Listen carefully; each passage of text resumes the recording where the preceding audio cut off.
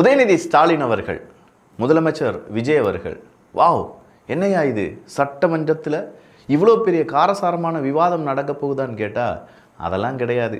உதயநிதி ஸ்டாலின் அவர்கள் சட்டமன்றத்துக்கு வெளிநடப்பு செய்து பேசி கொண்டிருந்தார்.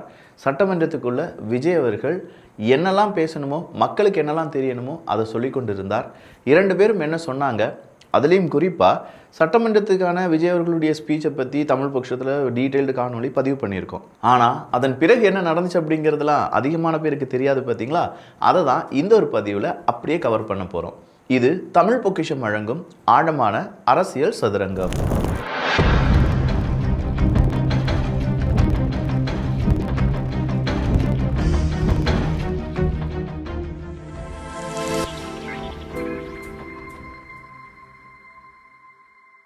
சட்டமன்றத்தில் எதிர்கட்சிகள் ஏதாவது கேள்வி கேட்கும்போது ப்ரெசன்ஸ் ஆஃப் மைண்டை பயன்படுத்தி அதற்கு தகுந்த மாதிரியான சரியான ஆன்சரை நம்ம சொல்லணும்.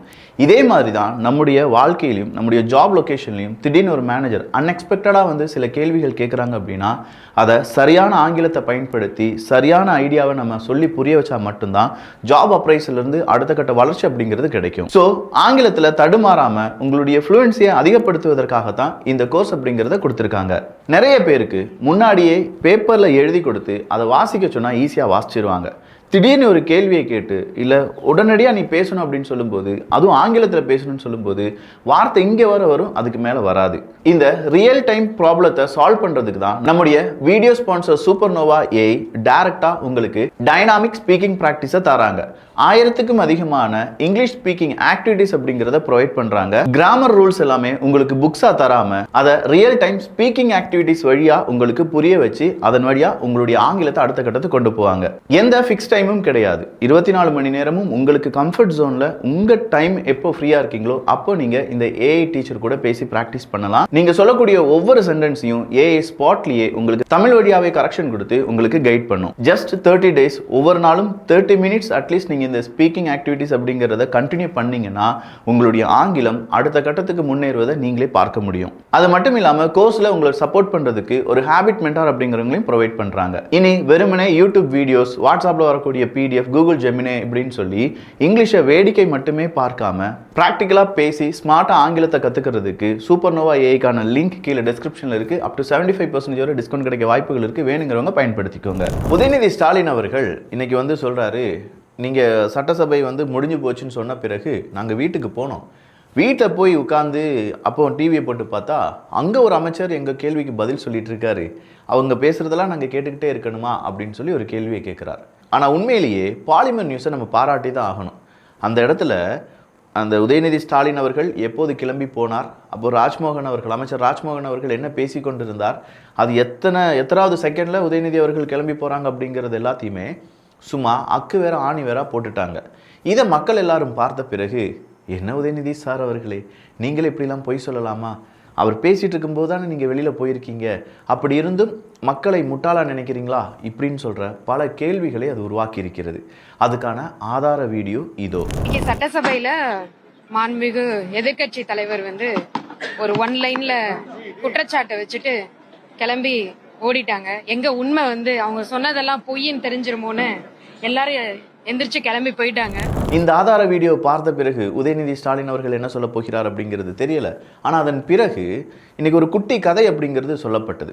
அந்த குட்டி கதை என்ன அப்படின்னா, ஒரு பெரியவர் ஒரு பையன் அப்படி பார்த்துட்டு இருந்தாப்புல உங்கள் அப்பா இங்கே தான் இருப்பாருன்னு சொன்னாங்க, எங்கே அப்படின்னு சொல்லி கேட்டதாகவும், அது நேரடியாக ஸ்டாலின் அவர்களை, ஏன்னா இப்போ அவர் சட்டசபையில் இல்லை பார்த்தீங்களா, அதுக்கு அந்த பெரியவர் சொன்னாரா, அது ஒன்றும் இல்லை தம்பி, உங்க அப்பா இங்க தான் இருப்பாருன்னு சொன்னாங்க, அதான் தேடிக்கிட்டு இருக்கேன், எங்க உங்க அப்பாவையா காணோம்.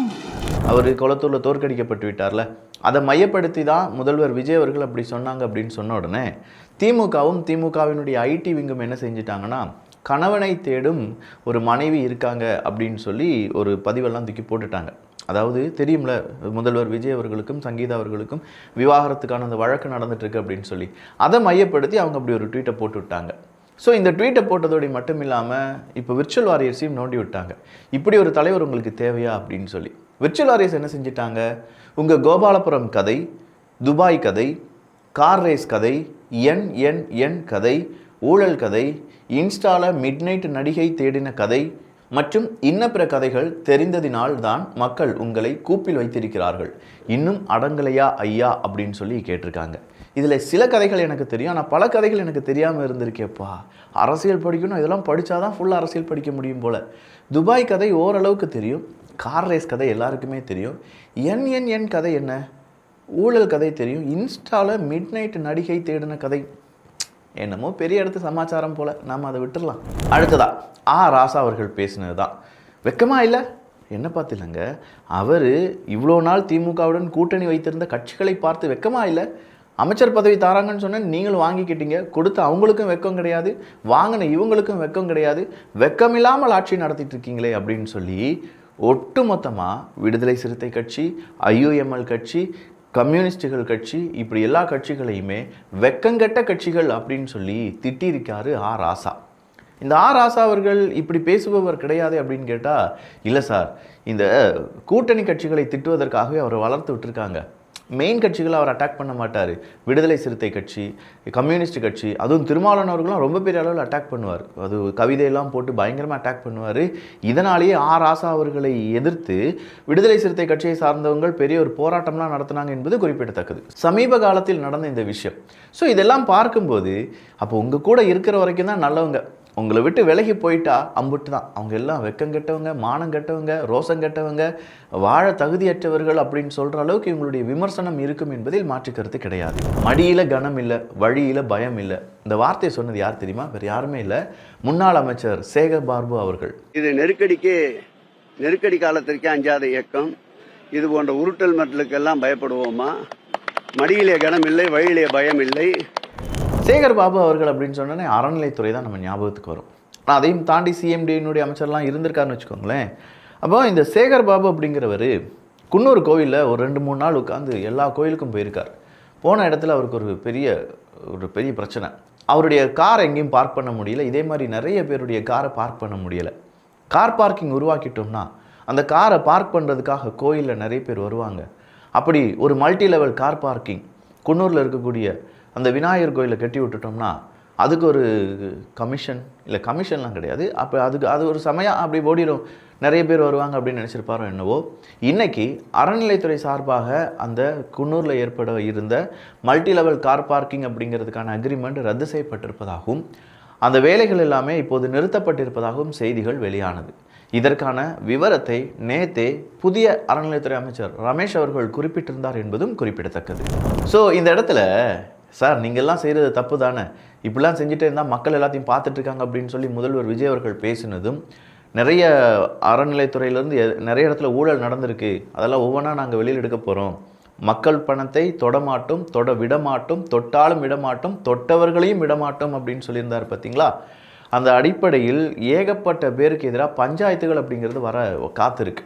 மூர்த்தி அவர்கள் வெளிப்படையாகவே சொல்லிட்டார், அப்படின்னா எங்கள் மேலெல்லாம் மினிஸ்டர் மேலாம் வழக்குகள் தொடர போகிறீங்க அப்படி தானே சார். அவர் சொல்லவே இல்லை, அது கண்ணாடி சார், நீங்களே உண்மையை போட்டு வளரிடுவீங்க போலையே. அமைச்சர் மூர்த்தி அவர்கள் இப்படி பயந்து வந்து அவர் மட்டும்தானா, அனிதா ராதாகிருஷ்ணன் அவர்களாம் இப்போ என்ன சொல்கிறோம்ல, நீ பார்த்தியா அதெல்லாம் பார்த்தியா, இப்படிலாம் கேள்வி கேட்டால் அதெல்லாம் சரியாகுமா? எங்கள் கலைஞரை பற்றிலாம் அவர் பேசியிருக்காரு, ஸ்டாலின் அவரை பற்றிலாம் பேசியிருக்காரு, அதெல்லாம் சரியாகுமாயா, அதெல்லாம் பேசினா தப்பு தானையா அப்படின்னு சொல்லி அவர் கேட்டுட்ருக்கார். இப்போ கூடுதலாக 2 பேருடைய பெயர் அடிபடுகிறது. ஒன்று செந்தில் பாலாஜி, இன்னொன்று அனிதா ராதாகிருஷ்ணன். இந்த 2 பேருக்கும் ஈடிக்கு ஒரு வழக்கு தொடர்ந்தாங்க. அந்த ஈடி வழக்கை விசாரிக்க வேண்டும் அப்படின்னு சொல்லி ஆளுநர் அவர்களிடம் தாவேக அரசாங்கம் கேள்வி கேட்டுட்டு இருக்காங்களாம். ஆனால் ஆளுநர் அவர்கள் அதற்கு கையெழுத்து போட்டு கொடுக்க மாட்டேக்கார்.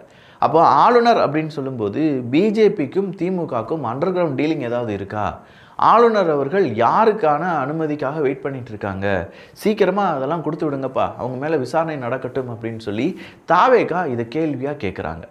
தாவேகாவினுடைய இந்த கேள்வி ரொம்ப நியாயமானதாக தான் இருக்குது. ஆனால் இதை மக்களாகிய நாம் தானே திரும்பியும் கேட்க வேண்டும். சரி, இன்னைக்கு சட்டமன்றத்தில் எதுக்காக திமுக ட்ரிகர் ஆனாங்க அப்படின்னு கேட்டால், இந்த ட்ரிகர் ஆனாங்க அப்படின்னு சொன்னாலே பிக் பாஸ் ஞாபகம் தான் நமக்கு வரும். அவங்க ட்ரிகர் ஆனது பார்ட்டி ஃபண்ட் அப்படிங்கிறத வச்சு தான். பார்ட்டி ஃபண்டு அது எல்லோரும் வாங்கினாங்க. நிறைய கட்டுமானத்துக்கான அந்த நலச்சங்கங்கள்லாம் இருக்குல்ல, அதனுடைய தலைவர்கள்லாம் சொன்னாங்க, ஆமாம் சார் பார்ட்டி ஃபண்டு ஸ்கொயர் ஃபீட்டுக்கு 200 வச்சு வாங்கிட்டு இருக்காங்க. இதெல்லாம் சொன்னவங்க பார்ட்டி ஃபண்டு எங்கள் கட்சி வாங்கிருச்சா, கட்சியினுடைய பெயரை சொல்ல வேண்டியதானே, எதுக்கு பயம் அப்படி இப்படிலாம் கேட்டாங்கல்ல. இந்த பார்ட்டி ஃபண்ட் அப்படிங்கிறது ஒரு பெரிய டிபேட்டை ஏற்படுத்தியிருக்கு. அப்போது இன்றைக்கி ஒரு டிபேட்டு, வேறு ஒரு டிவி டிபேட்டை நான் கேட்டேன். அதில் வந்து சபீர் அவர்கள், பத்திரிகையாளர் சபீர் அவர்கள் கேட்குறாரு, எப்படி இந்த லேண்ட் கிராபிங்காக அம்மையார் ஜெயலலிதா அவர்கள் ஒரு இலாக்காவை தொடங்கினாங்களோ அது மாதிரி பார்ட்டி ஃபண்டுக்காக தனி இலாக்காக்கள் தொடங்கப்பட்டது என்றால் நிறைய பேர் சிக்குவாங்கல்ல, ஊழல் தானே செஞ்சுருக்காங்க அப்படின்னு சொன்ன உடனே திமுக ஆதரவாளர் பத்திரிகைகளும் அங்கே 2 பேர் இருந்தாங்க. அந்த பத்திரிகையாளரில் ஒரு பெண் ஒருத்தவங்க இருந்தாங்க. அவங்க என்ன தெரியுமா கேட்குறாங்க, குற்றம் செய்தவனை விட குற்றம் செய்ய தூண்டுபவன் தான் ரொம்ப பெரிய அளவில் குற்றவாளி. லஞ்சம் வாங்குபவனை விட லஞ்சம் வாங்குவதும் தப்பு, லஞ்சம் கொடுப்பதும் தப்பு. அப்படி இருக்கும் பட்சத்தில் யாரெல்லாம் இந்த பார்ட்டி ஃபண்டு கொடுத்தாங்களோ அவங்களையும் விசாரிக்க வேண்டும் தானே. அவங்களுக்கு எதிராக வழக்குகள் தொடரப்படும். பயம் காட்டுறாங்களாம். எப்படி, நீங்கள் எவனும் பார்ட்டி ஃபண்டுன்னு சொல்லி வந்து கம்ப்ளைண்ட் கொடுக்கக்கூடாது, அப்படி கம்ப்ளைண்ட் கொடுத்தா உங்களையும் விசாரிப்பாங்க, அதை நாங்கள் இப்போவே சூசகமாக சொல்லிடுறோம். கபீர் கூட சொன்னாரு, ஜெயலலிதா வந்து லேண்ட் கிராபிங் ஒரு செல் அமைச்ச மாதிரி இப்போ வந்து அதுக்கான ஒரு நடவடிக்கை எடுத்தா நிறைய பேர் கம்ப்ளைண்ட் கொடுப்பாங்க அப்படின்னு. லஞ்சம் கொடுக்கறதும் தப்பு, லஞ்சம் வாங்குறதும் தப்பு. அப்ப கொடுத்தவங்க மேலேயும் ஆர்பிஐ ரூல்ஸ் படி நடவடிக்கை எடுக்கலாம் இல்லையா? நடவடிக்கை எடுக்கலாமா இல்லையா? நீங்க அப்ப கோர்ட்ல வழக்கு போட்டுக்கணும். இவ்வளவு நாளைக்கு ஏன் வந்து வழக்கு போடாம? அதனால பார்ட்டி ஃபண்டை பற்றி யாரும் பேசாதீங்கப்பா, கப்சிப்புன்னு இருந்துக்கோங்கப்பா அப்படின்னு சொல்கிற மாதிரி இருக்குல்ல. இது எனக்கு மட்டும்தான் அப்படி தோணுதா, இல்லை உங்களுக்கும் அவங்களுடைய அந்த குரல் கேட்கும்போது அப்படி தான் தோணுதா அப்படிங்கிறத நீங்கள் தான் எங்கள் கருத்துக்களாக பதிவு செய்ய கடமைப்பட்டிருக்கிறீர்கள். நிறைய பேர் ஒரு டயலாகை ரொம்ப விரும்பி கேட்டாங்க. ஏற்கனவே நடந்த அதி அற்புதமான சூப்பரான நிர்வாகத்திறன் கொண்ட 50 வருஷ அரசியல் அனுபவம் கொண்ட 2.0, 3.0, 4.0 பல பாயிண்டா மாடல் அரசு ஆட்சி என்ன செஞ்சு வச்சிருக்கீங்க அப்படின்னு சொல்லி விஜய் அவர்கள் கேட்டபோதும், வெள்ளை கொடைக்கு வேலை வந்துருச்சப்பா, பிஜேபி மற்றும் டிஎம்கே அடுத்ததான் அண்டர் கிரவுண்ட் டீலிங் போட போகிறாங்கப்பா, அது கூடவே ஏடிஎம்கே ஒன்று சேர போகுதுப்பா, 3 பேரும் ஒன்றா நின்று தாவேக்காவை எதிர்க்க போகிறாங்கப்பா, ஊராட்சி தேர்தலில் இதான்ப்பா நடக்க போகுது அப்படின்னு சொல்லி பல விஷயங்கள் இப்போது டிஸ்கஸ் செய்யப்பட்டு வருகிறது. துணிச்சலாக சட்டமன்றத்தை லைவ் போட்டு இன்றைக்கி நம்ம எல்லாருமே பார்த்துட்டோம். பாதி சட்டமன்றம் அப்படின்னு சொல்கிறதே இங்கே லைவில் எல்லாரும் பார்த்து கொண்டு இருந்தார்கள். நிறைய பேர் சொல்கிறாங்க, நானும் சட்டமன்றத்தை லைவாக பார்த்தேன் அப்படின்னு சொல்லி. ஸோ இந்த அனுபவம் ரொம்ப புதுமையாக இருந்ததுனால வரக்கூடிய சட்டமன்றம் நேரலைகளும் இதே மாதிரி இருக்க வேண்டும் அப்படின்னு சொல்லி பலரும் அவங்களுடைய விருப்பத்தை தெரிவித்திருக்கிறார்கள்.